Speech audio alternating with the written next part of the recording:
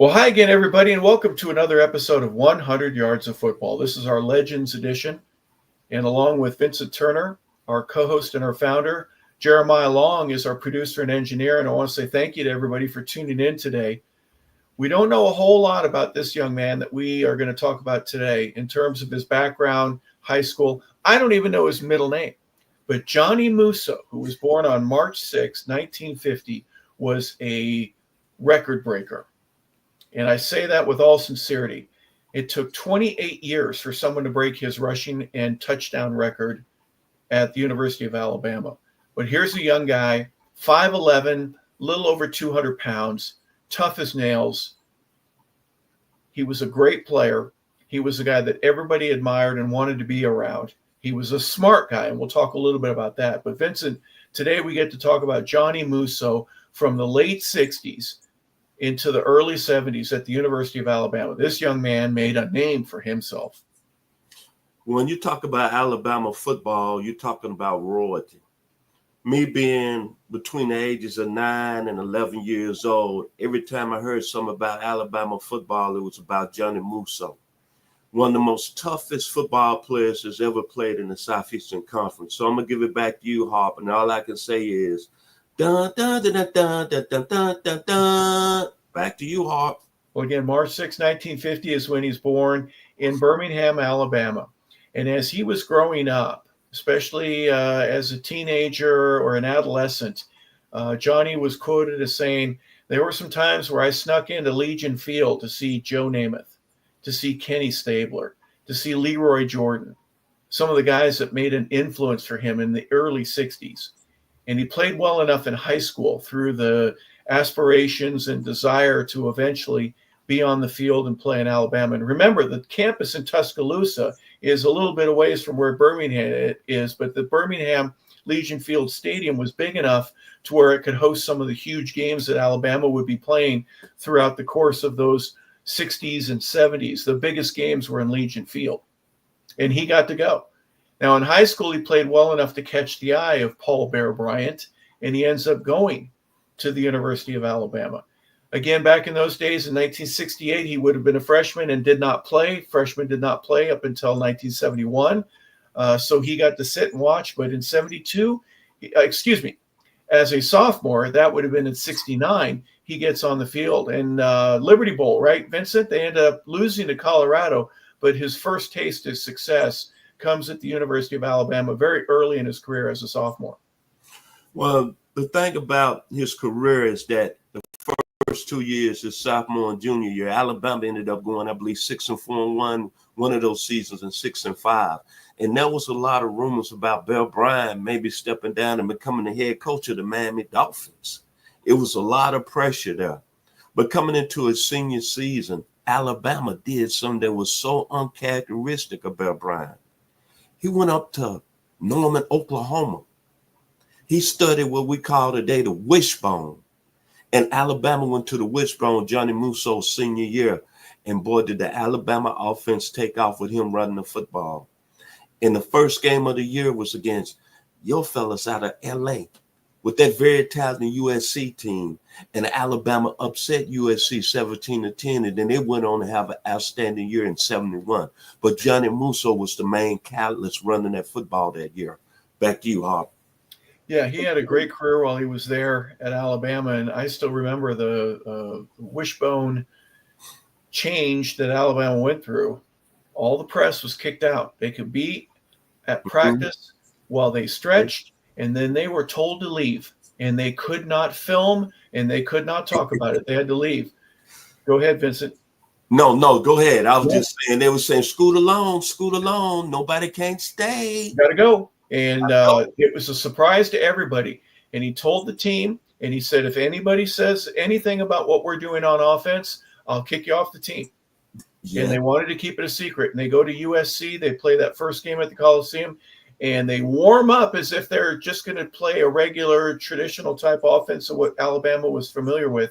And they came out, they scored 17 points in the first half. They were able to just surprise the University of Southern California. John McKay had no idea it was coming. And it took a whole half for them to kind of get their thoughts together. And they end up beating SC out there in California. and really turned the tide, so to speak, for Alabama. But Johnny Musso, let's look at some of the numbers that he had. His career numbers, 2,742 yards. He had 34 rushing touchdowns, 4 touchdowns receiving.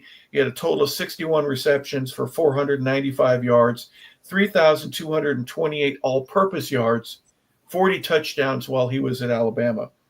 During his junior year against Auburn, he had 221 yards, and we're looking at him in the middle of the Sports Illustrated graphic that Jeremiah put together for us. That's against Auburn right there. On the road, obviously, that's in Auburn. And then in 1971, his senior year, he had 4 touchdowns against Florida. Those are some of the highlights that he had. But as important as any of it was, he was an all-SEC player. He was an All-American between 1970 and 71, so both years there. But here's the thing that kind of captured my curiosity. He received an NCAA postgraduate scholarship and the National Football Foundation Scholar Athlete of the Year. So this is a smart guy, too. He was a 2-time academic All-American as well. I think he really took advantage of the time that he had at the University of Alabama and really made the most use out of it that any athlete can in terms of getting an academic, an athletic scholarship, being an All-American for both your smarts and for your football ability, Vincent. Great career while he was there. Well, I know one thing. That 71 season, I was locked in as an 11-year-old, and I remember that he carried Alabama. That was the same year that Nebraska and Oklahoma was on that collision course with all those great teams. And I remember one game against Tennessee is that they pounded Tennessee, but I remember what they did to the middle linebacker, Jackie Walker. They almost beat him to death running the football continuously at him, and I felt sorry for Jackie Walker. But Mr. Musso, he was, make no mistake, the leader of that football team. And you bring up the Auburn game. It was a national televised game. You can go on YouTube. And remember, Auburn had Pat Sullivan that won the Heisman Trophy. Remember, they had voted for the Heisman, I think, some weeks early before that game. After that game, Mr. Musso, as you brought up, Mr. Harper, LeBel, he had, 167 yards. In my opinion, he should have won the Heisman that year. And think about the 71 season was so good that year in college football. Well, you had Johnny Rodgers, you had Terry Beasley, you had Ed Marinaro, you had Greg Pruitt, Boomer Summer, Oklahoma.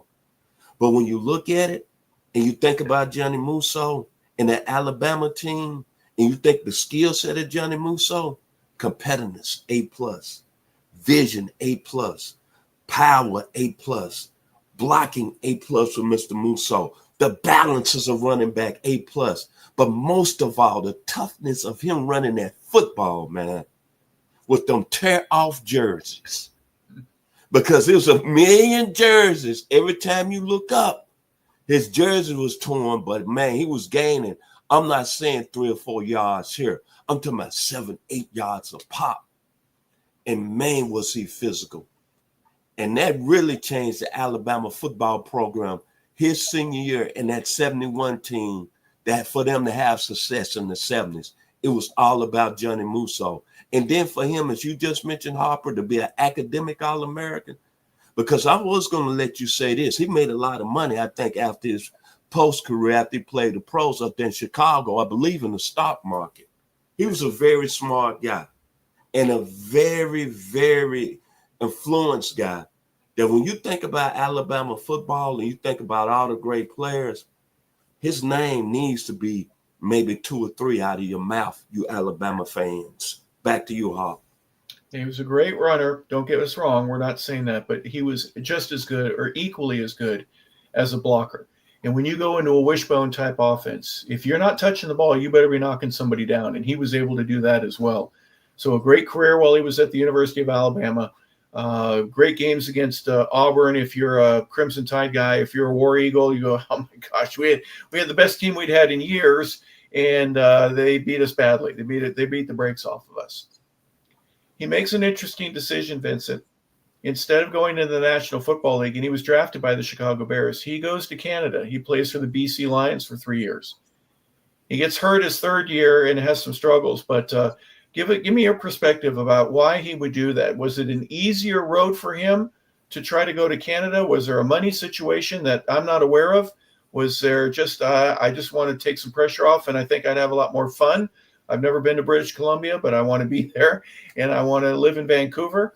There are a bunch of things that probably could be a part of it, but he ends up going to Canada instead of going straight into the National Football League. My personal opinion had to be a money situation. Well, he was a third round pick in the 72 draft, I believe. I think the people up there in British Columbia loved him.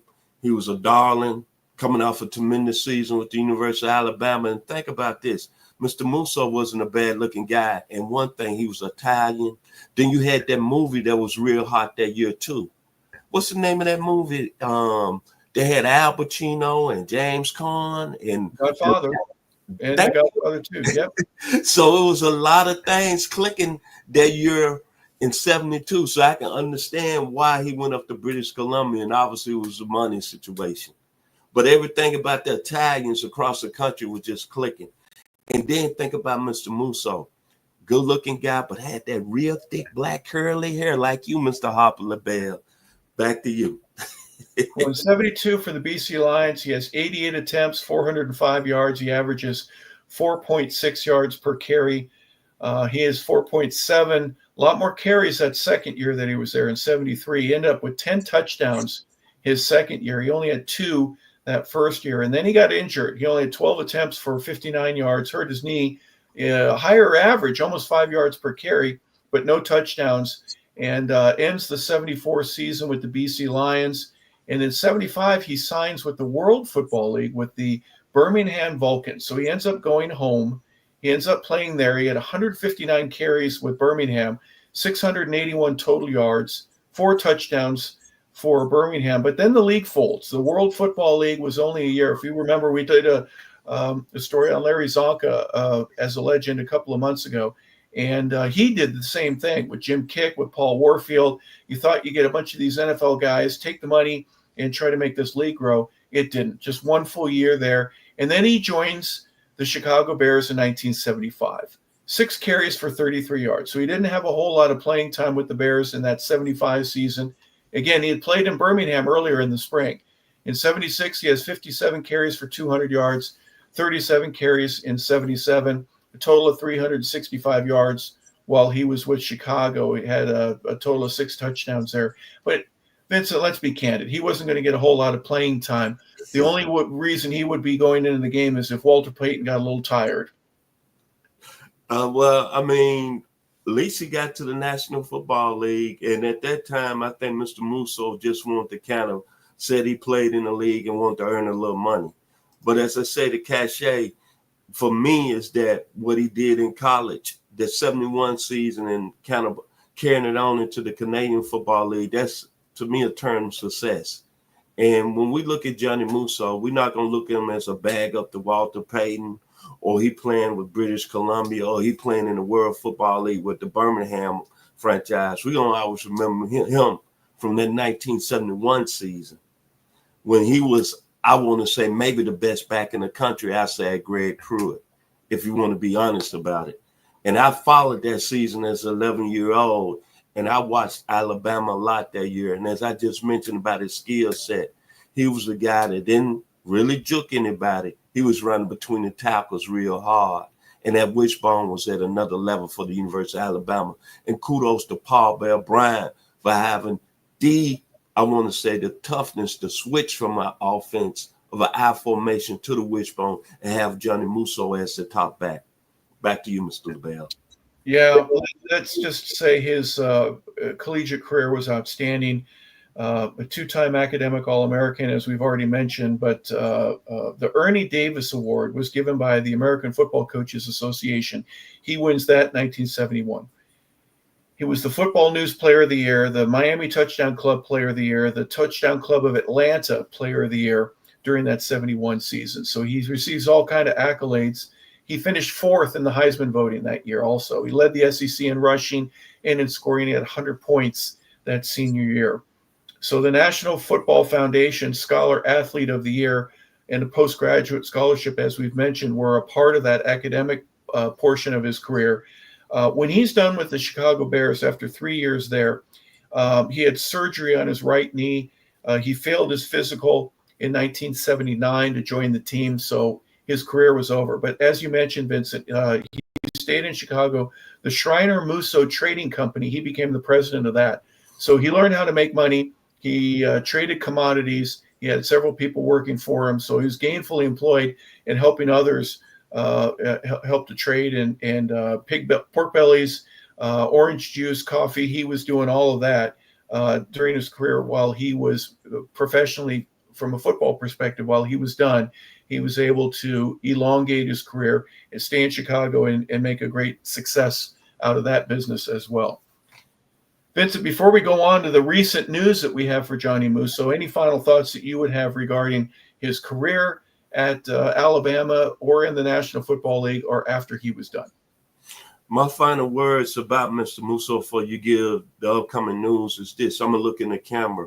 Mr. Musso, you was one of my favorite football players in 1971. Man, did you change the face of college football and the people down there in Tuscaloosa. Thank you, sir. And all I can say is, dun, dun, dun, dun, dun, dun. Back to you, Harper. Well, here we go. News that just took place over the weekend. In a stunning turn of events, and I'm going to read a quote from an article, Harmony Sports Update, so you can look this up for yourself.